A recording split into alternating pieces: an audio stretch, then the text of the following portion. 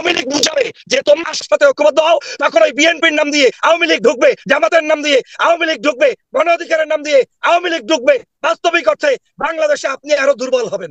যেমন আমাদের মধ্যে এত অস্থিরতার দরকার কি আছে, আমাদের মধ্যে এত দৌড়াদৌড়ির দরকার কি আছে, আমাদের মধ্যে এত সব দাবিগুলো একদিনে পেশ করার কি আছে?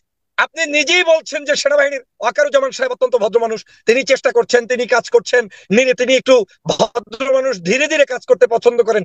আর আপনাকে তো ধীরে ধীরেই করতে হবে। সমস্ত বাংলাদেশ যুদ্ধ বিধ্বস্ত অবস্থায় এখন আছে, এটাকে আন্দোলন কেন বলছেন?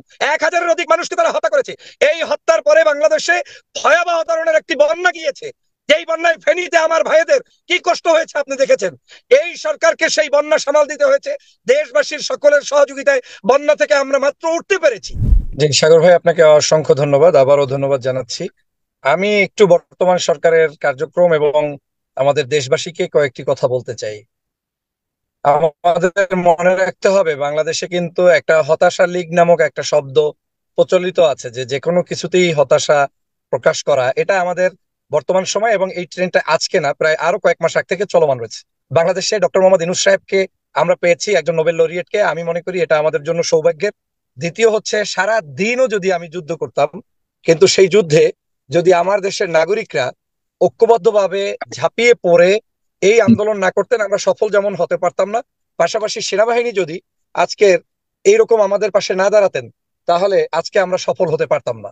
তাহলে এই যে সেনাবাহিনী আমাদের পাশে দাঁড়িয়েছে, সহযোগিতা করেছে, এখন এই সেনাবাহিনী এবং ডক্টর মোহাম্মদ ইউনূস সাহেবের এই অ্যাক্টিভিটিসকে আমাদেরকে সময় দিয়ে সহযোগিতা করতে হবে। যেমন দেখেন, আমরাই যখন তুলছি যে আওয়ামী লীগের লোকজন গ্রেপ্তার কখন হবে, কিভাবে হবে, আবার এট দ্য সেম টাইম আমরাই কিন্তু তুলছি প্রশাসনের লোকগুলো সব আওয়ামী লীগের। আমরা একই সাথেই কিন্তু আবার বলছি যে পুলিশ এখন পর্যন্ত ঠিক হয়নি। তাহলে গ্রেপ্তার যে করবে সে লোকটাও তো পুলিশ, না হয় আর্মি, না হয় বিজিবি, যে কোনো পদ্ধতিতে আপনাকে অ্যারেস্ট করতে হবে কিংবা তাদেরকে কাস্টডিতে নিতে হবে। এখন বাংলাদেশের জনগণের যেটা করতে হবে, রাজনৈতিক মানে মানে কি বলে, যেটা ঐক্যবদ্ধ সবাই চাচ্ছে, রাজনৈতিক নেতাদের যে কাজটা করতে হবে সেটা হচ্ছে তাদেরকে ধৈর্যের পাশাপাশি সহযোগিতা করতে হবে।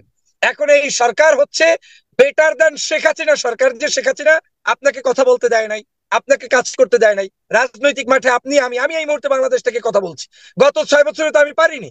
তো এই যে পারিনি, এটাই আমার জন্য স্বাধীনতা। আজকের এই বাংলাদেশের এই সরকার, গতকালকে যেমন ডক্টর মোহাম্মদ ইউনূস সাহেব যে বক্তব্য দিয়েছেন,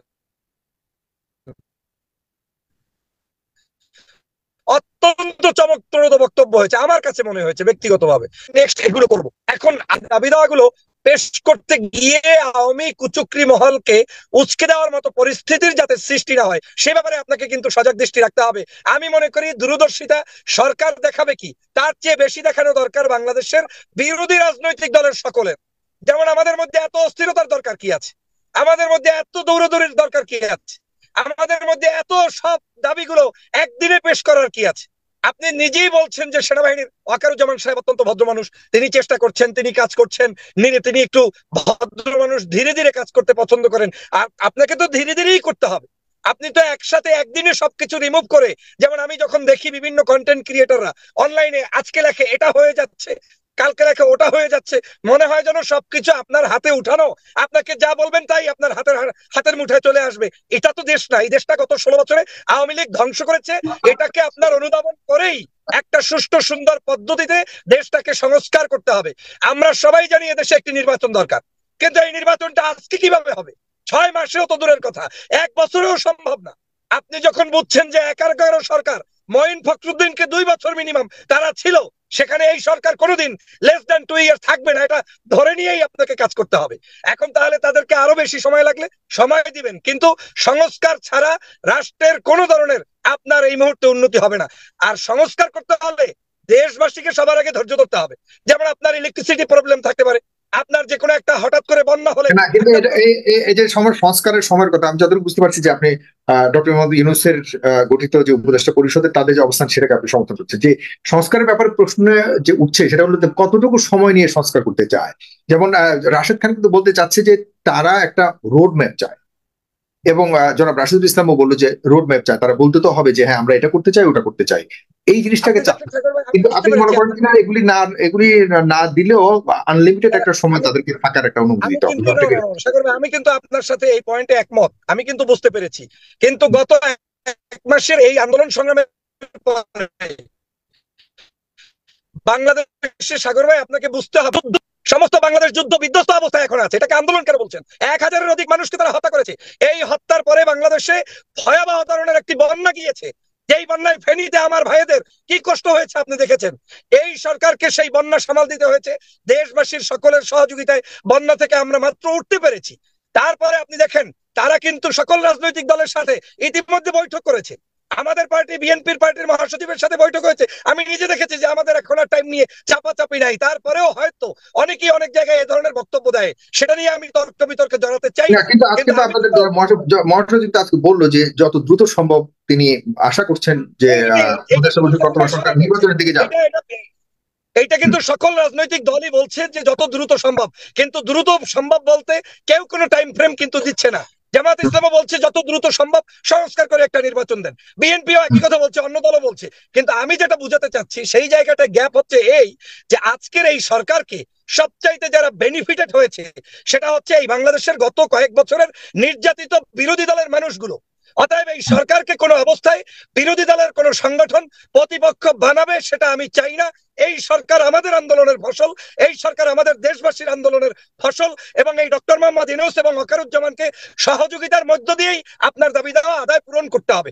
আপনি দেখেন গত 1 মাসের মধ্যে ডক্টর মোহাম্মদ ইউনূস সমগ্র রাজনৈতিক দলের সাথে তারা কিন্তু ইন্ডিভিজুয়াল বসেছে এবং বিভিন্ন সোসাইটির সাথে বসেছে। আপনি যখন বলছেন আলাপ আলোচনা করে, আলাপ আলোচনা তো তারা করছে।